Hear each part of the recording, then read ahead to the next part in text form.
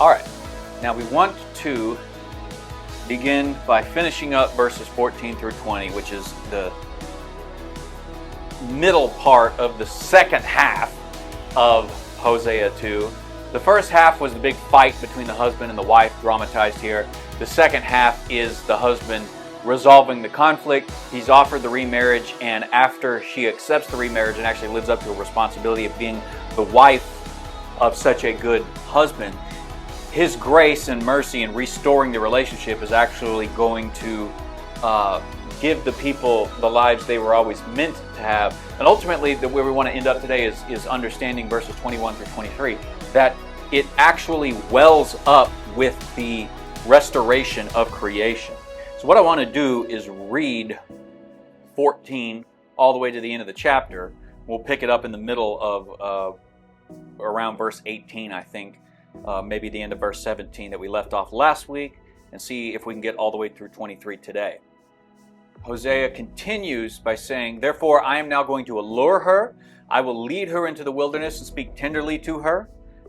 There I will give her back her vineyards. I will make the valley of Achor a door of hope. There she will respond as in the days of her youth, as in the day she came up out of Egypt." So the offer of remarriage is going to begin being pictured here. The valley of Achor is the valley of trouble. That's what Achor means, the place where they first were defeated militarily against Ai in the book of Joshua. And it's picturing how the exile that's been threatened up to this point, once it's fulfilled, it will actually be the path to rebuilding the relationship and God remarrying His people. "In that day, declares Yahweh, you will call me my husband. You will no longer call me my master. I will remove the names of the Baals from her lips. No longer will their names be invoked." So you're not going to treat me anymore the way that you treated me in the past. You're not going to compare me to the other gods. In fact, their names are going to be removed. You're not even going to use the same titles. You don't have to read it strictly literally like that. It's fine if you wanted to say my master to the Lord, but the point is the relationship is going to be different, and it's going to be better, and it's finally going to be one where God's bride understands and accepts God the way that He is. He is bigger, better, and greater than all of these other gods. "In that day I will make a covenant for them with the beasts of the field, the birds of the sky, and the creatures that move along the ground. Bow and sword and battle I will abolish from the land, so that all may lie down in safety. I will betroth you to me forever. I will betroth you in righteousness and justice, in love and compassion. I will betroth you in faithfulness, and you will acknowledge Yahweh." So this betrothal language is why I start in verse 14 with suggesting that this is covenant remarriage language, right? It's not strictly there in verse 14 and 15 at the introduction of this new section, but it is there. "In that day I will respond, declares Yahweh. I will respond to the skies. They will respond to the land. And the land will respond to the grain, the new wine, and the olive oil, and they will respond to Jezreel. I will plant her for myself on the land. I will show my love to the one called not my love. I will say to those..." All right, verses 16 and 17. We have a little bit more here on verse 17 where we left off last week. "I will remove the names of the Baals from her lips, and no longer will their names be invoked." The names of the Baals no longer being invoked or remembered is an idiomatic idea, referencing the practice of the worshiper to manipulate the gods into showing favor and giving the worshiper what they desire. Usually, in the case of Baal, as you've read hopefully in 1 Kings 18, a lot of it came by gashing themselves, hurting themselves. So the point is, you're not going to treat this like a transactional relationship where you do such and such an action, God pours out the response, right? Which is how they acted with the other gods. Hey, we gave you the worship Baal, and now you owe us. We worshipped you so that we could get this thing. We've talked about how that is the woman's attitude, even in her treatment of not just the gods, but of Yahweh as one amongst many. So what he's saying here is essentially that at this point in time, she's so intimately connected with God as a husband that the woman rejects the mimetic ritual. I do X, Y, and Z, you give me A, B, and C, right? It's doing away with that, doing away with transactional blessings. Hey, just because you went to confessional and you said some words to a priest and said these number of Hail Marys or something, does not obligate God to do anything. Well, it's not God, it's the grace of the saints and stuff. That's a made-up thing. That is from hundreds of years after the scriptures were written in medieval Christianity, early, middle, or late. It's all doesn't exist before about 650, 700 AD. But you see the same thing still happening now. And a lot of people in Protestant churches still think, well, I went to church, God owes me heaven. No, he doesn't. Especially because if you went to church, you're not trusting in him with actual allegiance for salvation. But you see this idea where I served in Sunday school. I did this. I did that. I preached every Sunday. God owes me. I did this. The transaction means I get the thing that I want or my expectation meant. And this idea is doing away with that concept. Very ancient, very pagan idea that the gods could be served to get specific blessings, and you just had to figure out the specific ways to serve them to get those specific blessings.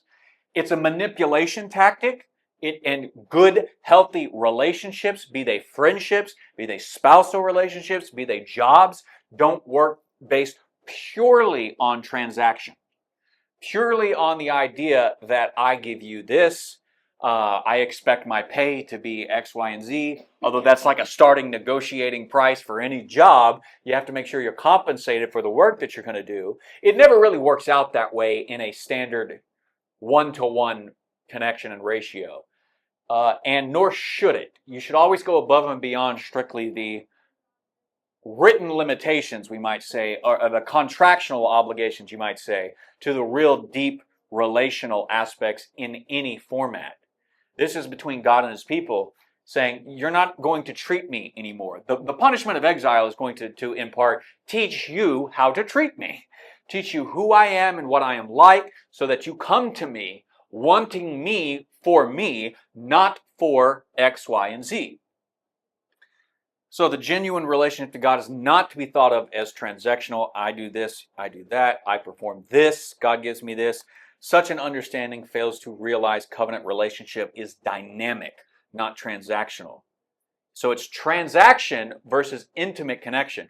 And I mentioned this a bit last week. This is what Jesus is talking about or describing when he talks about, you come to the Father, you're not going to be treated as servants. I'm not going to call you servants, I'm going to call you friends. Ask for whatever you want in my name, and you'll have it.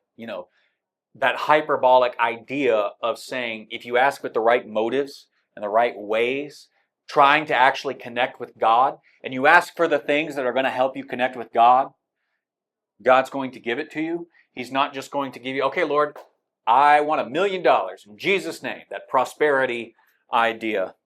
It's none of that. It's not a business relationship where you get your economic needs met by worshiping him.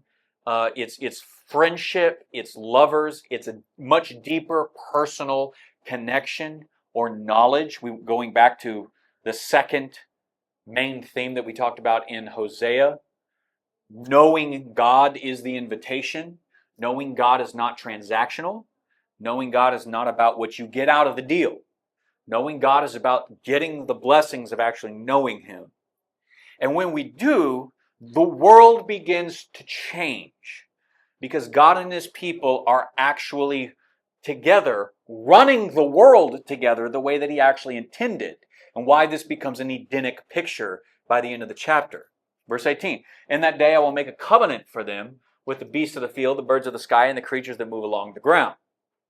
So these first three sub-verses, parts of this verse, God's relationship with humanity is not merely a matter of human good, but creational good.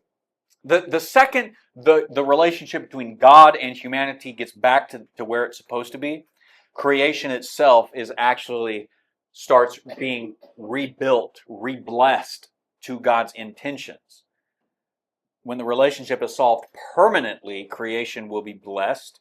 So this is the removal of the consequences in verse 12, which says, I'll ruin her vines, her fig trees, which she said were her pay from her lovers. I'll make them a thicket and wild animals will devour them. So this idea of saying, oh, they're my pay, they're my dues, they're just the paycheck from worshiping the Lord or any of the gods. When that idea is done away with and we actually connect with God, creation is actually run the way it's supposed to be and gets better as a result. There's still and near infinite amount of freedom in this relationship. In fact, it's freedom that's really free. And since we just had July 4th yesterday, that's a pretty big, important thing to talk about. What is freedom? Freedom is the responsibility to fulfill your duties and obligations to the people around you, as much as to yourself. And here, when we fulfill our obligations as a community to God, the obligations to treat Him right, to have the strongest relationship with Him we possibly can, as it turns out, the creation itself gets better.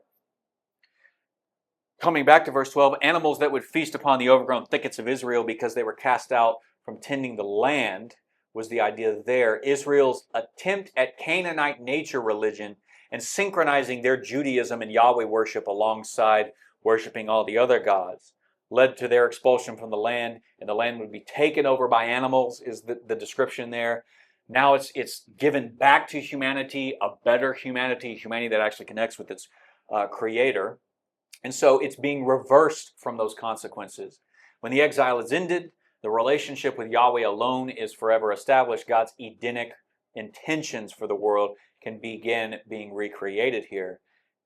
It's a description that comes up at the beginning of creation in Genesis 1:30, down to the destruction of the world in the Noahic flood, and the recreation of the world in Genesis 7, 8, and 9, when the flood passes through and God rebuilds creation again from that same thing. It's tapping into a very creational language.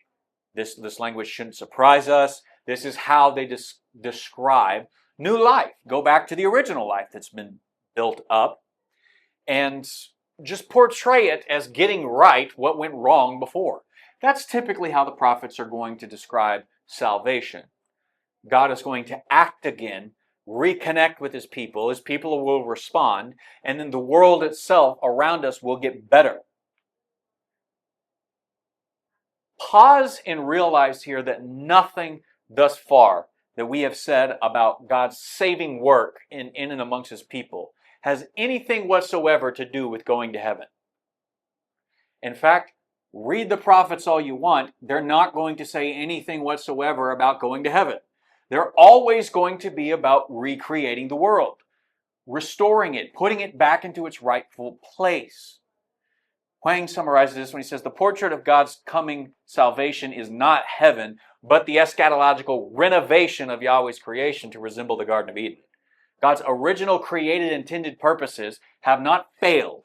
If God just whisked us all away to some heavenly reality and just let this planet burn, He loses because He didn't get what He actually wanted. So He's not going to do that, and that's not what salvation ever is in the Bible, and that's not what salvation ever is in the prophets. And one of the things is, in studying the prophets, you want to take away this description of salvation being making creation what it's meant to be, so that when you get to the New Testament and they talk about salvation and the return of Jesus, they're always talking about it in this prophetic context of saying, and creation's going to be what it was meant to be, just as the prophets said. It doesn't say anything about going to heaven when we die.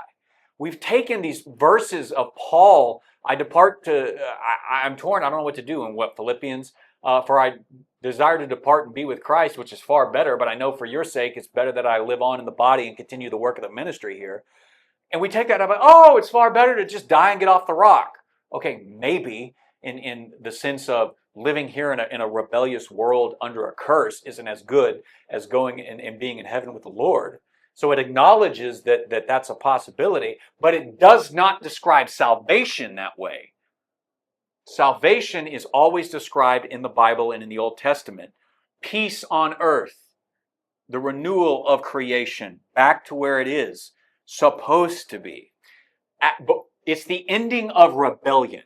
What I said about Genesis 3 and the fundamental problems with the world, when I taught this on Wednesday nights, in a nutshell, if you had to boil down to one sentence, what is the fundamental problem with the world? I said the fundamental problem with the world is that God is not allowed to rule unchallenged. Because it's not just the serpent that challenges Him there in Genesis 3. We joined the serpent's side. We rebelled, and we decided that we could be God in our own right. We would know for ourselves what good and evil is. That's what the world is. We call it a fallen world, and I don't really like that label, because it makes it seem like, oh, it just kind of happened. It was a mistake. It was a problem. But when you label it as a rebellion in Genesis 3, then you see, no, we actually defied God deliberately, intentionally, and directly. And the problem with the world is we keep doing that. This is describing a time where God says, I'm going to deal with your rebellion. We're going to reconnect. And the people that reconnect with me are going to be part of putting the world back together to the way that it was when I was with humanity in the garden and they didn't rebel against me. And that's going to be the future of the world. Any questions on that? Anything anybody wants to ask or mention about that? Okay, now what happens when you stop fighting with God? Well, you stop fighting with each other. Bow and sword and battle I will abolish from the land so that all may lie down in safety. Peace throughout creation is not merely in the animal realm, but it's also in the human realm. It's an end to fighting, it's an end to war, which is a huge topic. We exist as a country because we fought a war. We tried not to. People tried to reason with the king. They only declared independence on July 4th, 1776, because the king didn't want to listen to a bunch of peasants across the pond, right? What did 13 little colonies have to say to me? I'm the king. And they said, here's what we're going to say. All men are created equal and are endowed by their creator with, wait, that's the Constitution. It is, how's the Declaration of Independence open? Verbatim. It is the right of every man when they see that unjust tyrants and kings come to... I mean, the Declaration of Independence is a list of King George's problems as a king that justify the 13 colonies breaking away. It's not a very riveting read. It's actually quite boring, but the opening of it that says we're justified in this action, and if we have to go to war, we will.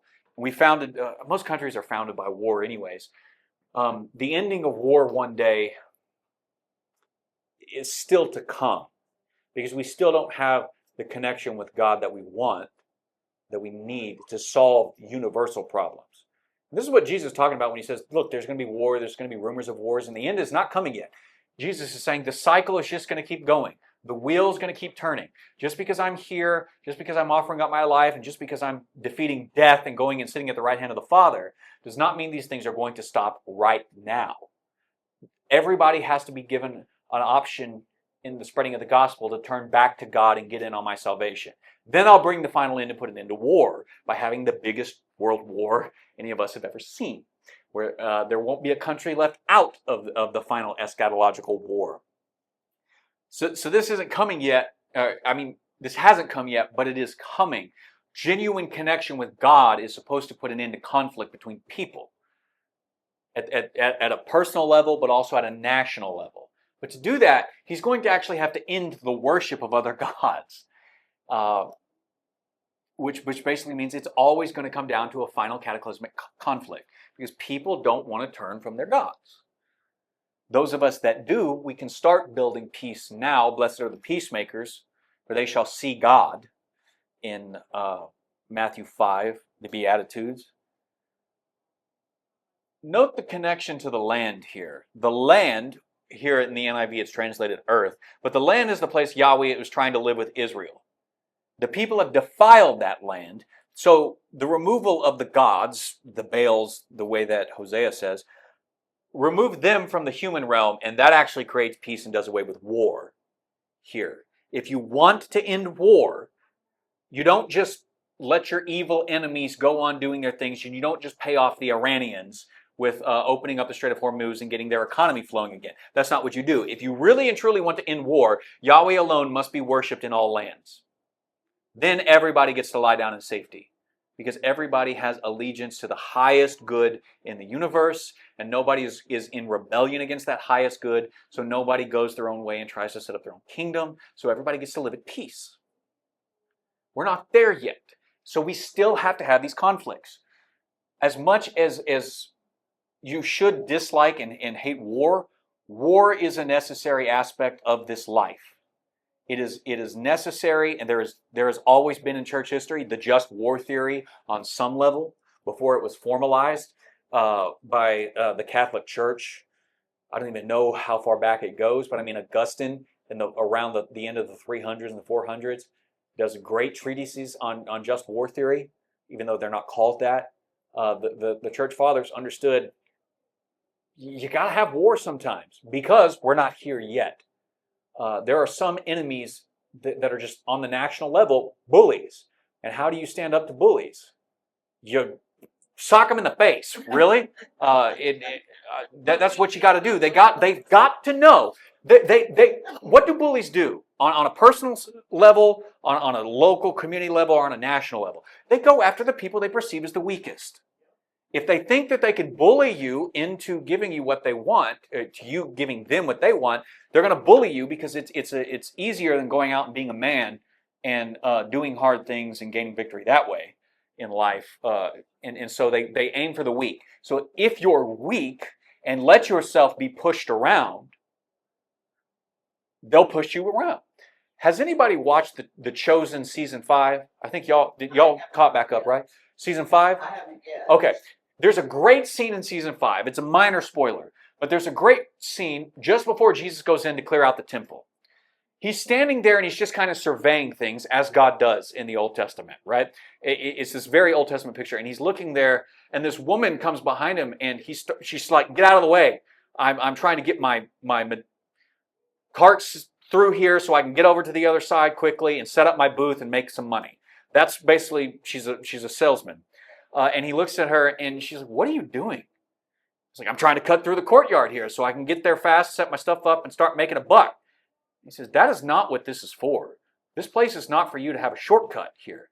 This is my Father's house, and I can't even hear his voice here because there's so much noise going on here. Nobody's praying. Everybody's trying to get the best economic deal that they can." It's his short little exchange. He says, "Whatever, get out of the way." And he looks at her and he says, "No." He's not loud about it. He's not mean about it. "No. Turn around and go the other direction. Now." And she looks at him and she's like, "I have no idea who this person is, but I can't bully this person." So she turns around and she goes the opposite way.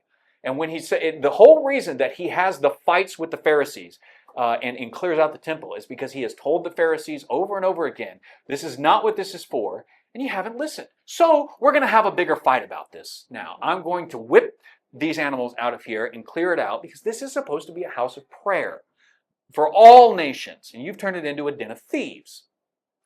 So we're not connecting the way that you want to God. So this place has turned into the opposite of its intentions here. So Hosea is portraying a future time where God and his people connect in the right way, no rebellion, and it ultimately solves all the world's problems. In a nutshell, that's the way that you can think of it. Verse 19 turns the corner and says, "I will betroth you to me forever." This betrothal language here. It's remarriage between Israel. Israel is the people of God, so this works for the Gentiles as well. It's how the New Testament is using it. In the previous verses, the pronouns continue to show distance between Yahweh and Israel. The woman wasn't called a bride. She was third person, they, them, she. Distance was there. We talked about this. And even though the shift is towards the good here, up until this point, it held a certain amount of still distance and disconnect between God and his people. And now in verse 19, there's a shift to a more personal account and personal pronouns here between Yahweh and his beloved Israel as you. Finally here, it ends the distance. One day she's going to love me. One day she's going to respond to me.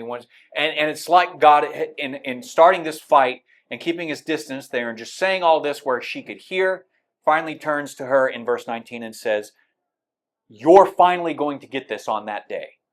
I'm finally going to remarry you the right way, and you're going to stop treating me like this, and it's finally going to be good." It's a turning point in the narrative here. So they likely depict, verse 20, "I will betroth you in righteousness and justice, love and compassion, in faithfulness," likely depicting a bride price being paid to betroth a woman. So you didn't pay the bride price on the day of your wedding. You paid it to get engaged. It's the engagement ring version of this. However, the bride price has been caricatured. It's been misunderstood by a lot of people in our culture who look back and assumed that the woman became the man's property. That's a caricature. That's a straw man. That's not what was going on. Let me explain the bride price here. A couple of things before we get to those details. In the New Testament translates, I will betroth you in righteousness. It's more literally with righteousness. The emphasis describing a future time that Yahweh is going to pay a cost that will bind his bride to him forever. And that's an important way to think about it, because you know what that cost he paid to bind us to him was. It makes much more sense of Hosea's actions in chapter 3, buying his wife, perhaps redeeming her from some debt slavery. We'll get into that in chapter 3. But buying his wife, legally declaring her free of another man so that she could return to him. We'll get into those details there, but that's what a bride price was. It makes it sound like she's being bought as property, but she's not. And let's talk about why that is, because I think that's next on the screen. Let's see. Okay. Yahweh is both describing, taking the initiative, and paying the price for redeeming his people. It will be through his own divine qualities that the people are redeemed. So no effort of our own. It's his righteousness, his justice. The NIV translates it love. Devotion would probably be a stronger idea in this sentence, as would mercies, more so than compassion. But they're very related, so it doesn't really matter. But devotion pulls out the idea of, I don't just love you with some affection. I'm actually going to do the steps and keep doing the steps throughout the lifetime. A devoted marriage is somebody who says, well, look, I loved you, that's why I married you. What more do you want? Which is kind of a typical dude notion. I hear these people talk about these wives talk about their husbands. That say, you don't never tell me you love me. And they say, well, I told you I loved you the day that I married you. Yeah, but that's not enough. And it's not enough for us as men. You think it's really enough for women? As Allison Armstrong put it, she's a great commentator on the male-female dynamic, a great psychologist. If you see any of her podcasts on YouTube, watch them. They're wonderful. But she makes this point where women are colanders. Is that the right word? All the water seeps out of the bottom. So, Jared, this is important for you and I. You can't just tell them once and they start to fill up. It all leaks out of the bottom. So we've got to keep on telling women the same emotional things, because emotionally speaking, she's like, we are colanders. That's her word. I said, wow, that's incredible, because I have a bottom to mine and mine actually fills up. But if they don't, I need to know that. And so this notion of saying I'm devoted to you is like saying on the emotional level, I'm going to keep filling you up with your needs, the things that you actually need here. Allison Armstrong, good commentator on these dynamics, really good. And because God is devoted to it and his own qualities are going to fulfill the relationship, that creates our ability to connect with God intimately, to know God. And if, of course, I've already alluded to this, the cross is the bride price. The cross is the husband taking responsibility, fulfilling his own righteous demands, fulfilling his own just demands, so that the people that rebel and sin against him can actually come back and reconnect with him. We know that, so there's no need to harp on that. But it's the quality of knowing Yahweh here, acknowledging, knowing. The key term here is the Hebrew word yada. It often has to do with sexual relations. In context like this, in context about marriage, it's often referring to sex. Of course, Yahweh is never described in the Bible as a gendered being who engages in sexual activity. Yes, he's described as a gendered being, even though he's not. He's described that way. Please respect his pronouns. Knowing Yahweh is not like knowing other gods, where sexual activity can and sometimes is on the table. For instance, when the Elohim, the sons of God, abandoned their place in heaven to shack up with women and birth the Nephilim, sexual activities with other gods was on the table in the ancient world. And Hosea is very careful about his language to saying, although it's going to be intimate, it's not going to be sexual. This is the difference between how the virgin birth and the virgin conception actually works. The Holy Spirit will overshadow you. When Mary asked the question, how is that going to be? I've never known a man. In the ancient world, A viable answer could have been, well, the God's going to come down and seduce you later tonight, so ready thyself. And he says, no, that's not going to happen. Like, she's suddenly wondering, if I'm supposed to birth a God's child here, do I have to sleep with the God? And the answer is no. You'll be overshadowed. This will be a miraculous thing. No man has touched you. No man is going to touch you. And it's still going to happen. And that's a greater thing than the sexual activities of the gods taking on physical form to have to birth offspring in the ancient world. It's a whole nother level of salvation, what the God is doing in moments like this. So instead of describing this as sexual activity, Hosea and lots of other prophets draw on the intimacy language to convey genuine closeness and connection to Yahweh, but it's never actually sexual activity. But it's the best language that they've got. There is no better language than sexual activity to describe intimacy between two people. But you cannot take that literally. And this is an important point in reading the prophets. They're very rarely strictly literal in the way that they describe things. They're very obtuse, they're very distracted in a sense, and they picture things more so than say them directly. All right, so Yahweh's description here and Hosea's actions in chapter 3 are completely countercultural. Yahweh seeks to redeem and restore his relationship with a very slutty wife who turned away from him in his own goodness. But Yahweh's not like other Elohim. He has a genuine, long-suffering love and devotion towards those that he chooses. Although a generation of people within the community may turn away from his ways, he will always seek the next generation until his people once and for all are redeemed by his goodness. Then he'll raise from the dead all the previous generations of the people, and we'll all get to be one big happy family. Now, I want to go back to, and I don't seem to have the slides here. I thought I made slides for them. So I'm going to end today talking about the bride price instead, because I don't like this caricature that we have about the bride price and what it is. Despite the fact that there's no slides to this, let's talk about the bride price and how it worked in the ancient world. And then next week we'll finish up with the last 3 verses of Hosea 3, because I would like for this misconception to be dealt with. The idea of the bride price. Can anybody tell me why it existed in the ancient world? Why did the husband have to pay a bride price in almost all cultures? I thought it was a sign of, I'm taking your daughter, and this is a sign of the things I could provide. It is in part that, yes. It is telling the bride's family, I can afford her in the sense that I can take care of her needs, I can provide for her. It is in part that. There's a little bit more basic reasoning to it. Let's see if we can tease it out here.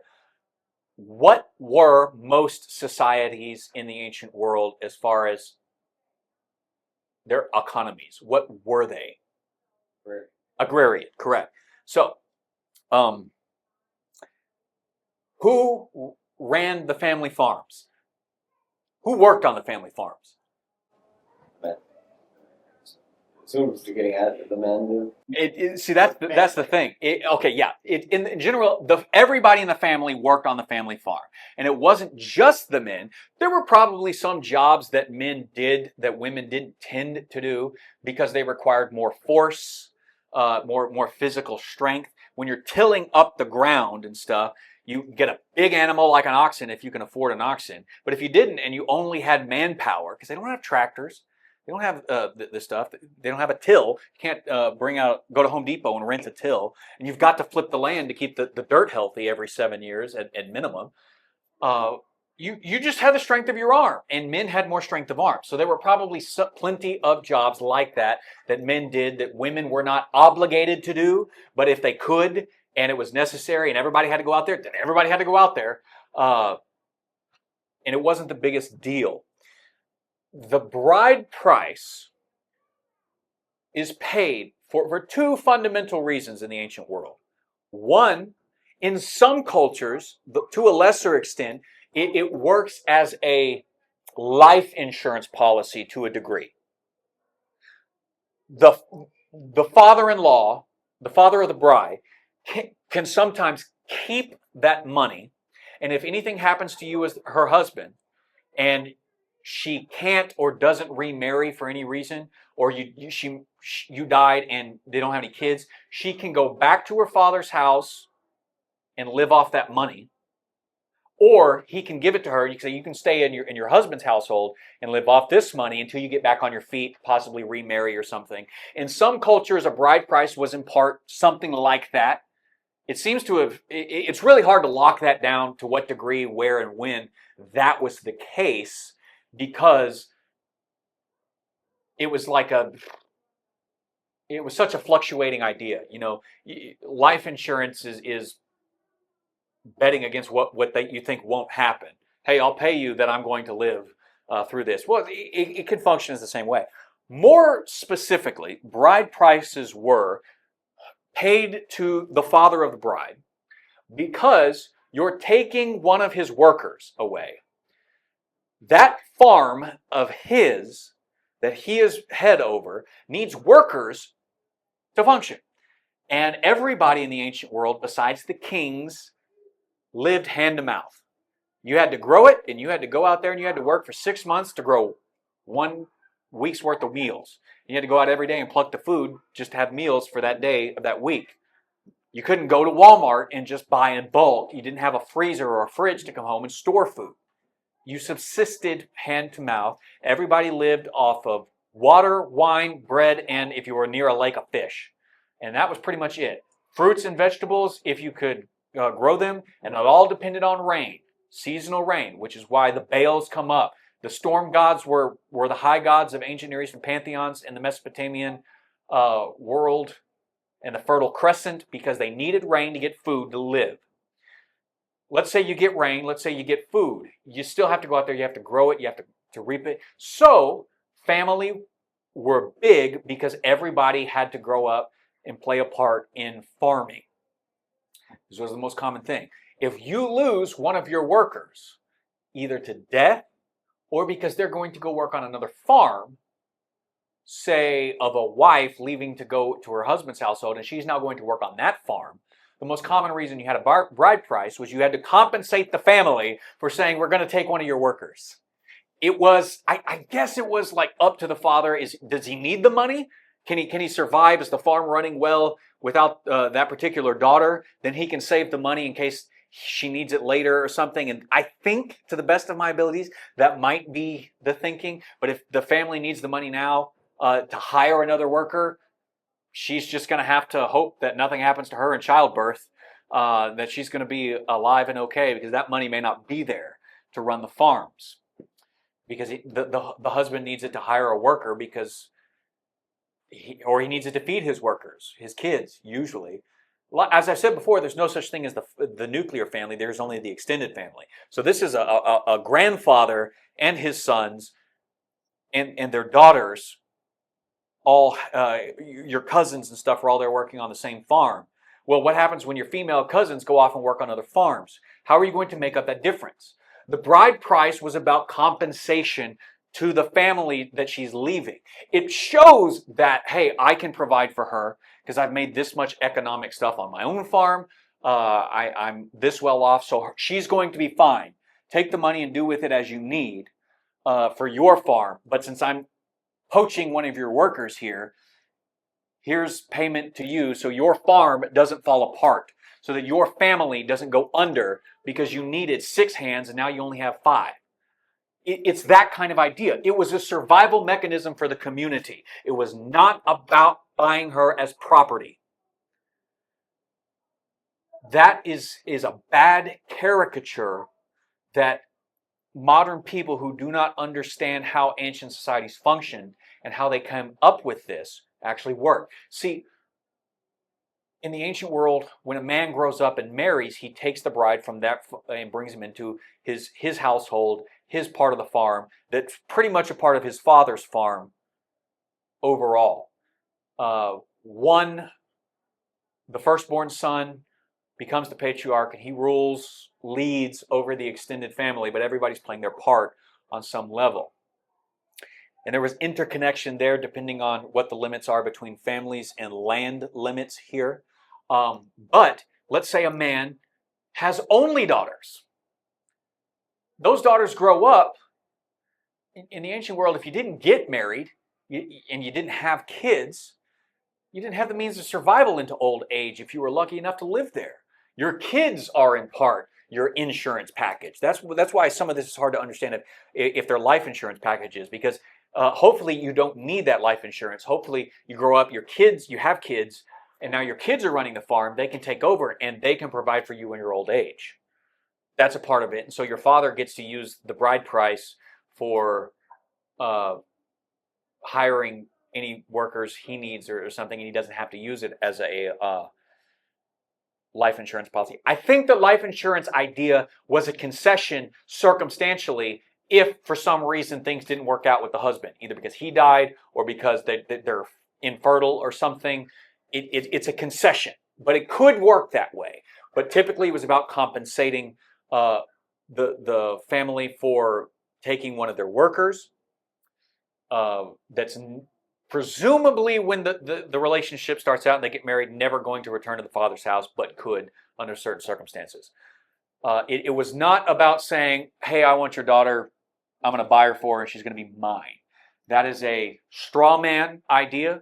That is a fallacious caricature that we have come up with because we do not understand the ancient world's reasoning and the way that they lived day to day, hand to mouth. We are too rich. We are too powerful. We don't need a bride price anymore. But to come back to what you had mentioned earlier, it's very, very important for a man to get to the point where he can sustain a bride before he marries her and brings her into his home. That should still be a standard that we have to this day. We are the richest, most economically prosperous country in the world. I know it doesn't seem like that with gas prices out, but gas prices are nothing compared to the way the rest of the world lives. Poverty is and always has been the rule for humanity since the moment we were exiled from the garden. Poverty is not the rule in a free market capitalist society because everybody gets to keep their own money and do with it as they want, and it actually creates and generates wealth in the market based on actual supply and demand needs. So you have either two options. You can have equal levels of poverty, or in a free market capitalistic society, you can have unequal levels of wealth, but everybody can have a portion of the wealth. Those are, in the end, those are your two options. And everybody else in the world outside of our country lives in the poverty. They do not have much money. They subsist on a year's pay is what most people make in a day in a lot of countries to this day. The ones that work best are free market. But even if we have all this riches, even if we have all this economic prosperity and can provide for needs, what we are losing in our culture and our society is virtue, is goodness. Women are being told by the feminist movement, instead of pursuing virtue, just pursue power. Go out, get a paycheck, become equal to men as if a paycheck makes you equal to anybody. Don't worry about goodness. Don't worry about virtue. Don't worry about your character and how you're growing as a person. In fact, you don't need to grow as a person. Just make money. And when you make money and you can provide for yourself, then you're equal to him. And if men would take up the responsibility and say, you know what, I'll do everything that I can to make whatever money I can to provide for you so that you don't have to, his virtue and her virtue could actually have a chance of forming to complement each other by taking on different roles. Shoving women into the same role as men is a terrible way to get women to pursue virtue.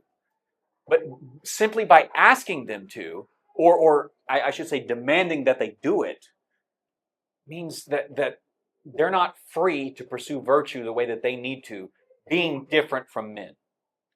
Being fundamentally and fully, completely different from men. And if they don't want to get married and they want to pursue the other path, they should have the freedom to do that. It was Simone de Beauvoir, the French, her name was French.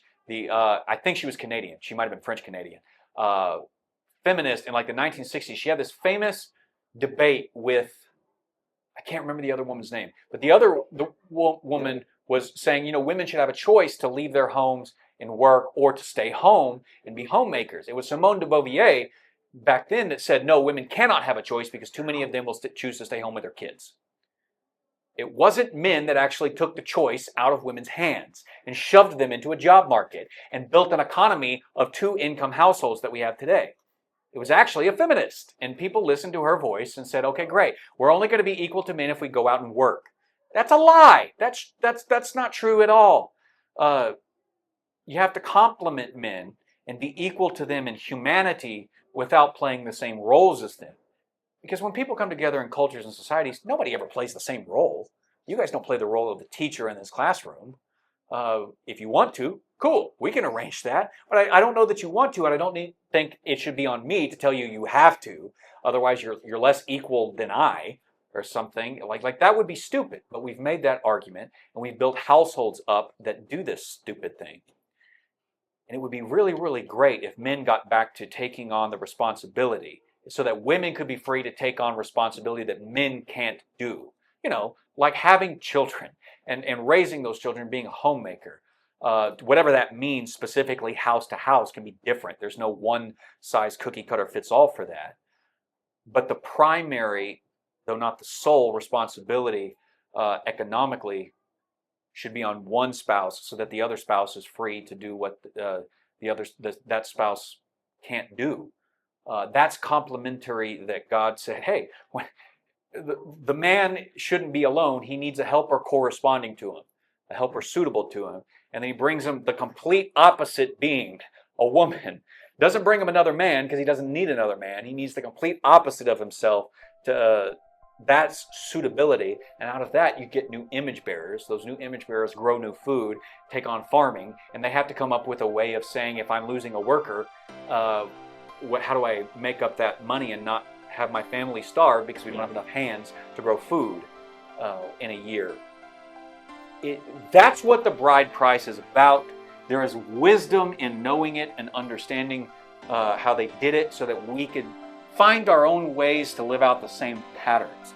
I'm not paying for a woman. I'm showing that I can take responsibility for her good. So there shouldn't be anything culturally standing in the way of people letting me marry this woman. I'm responsible for her. She's going to take on different responsibilities. It is her biological nature. Now, these days where we don't like or listen to biology, and we actually think that a woman is a woman because she identifies as a woman, and not because God actually has her physical form. Anyways, the divorce between biology and reality is astounding. But to accept biology is to accept that your role is bound to your physical form in some way, on some level.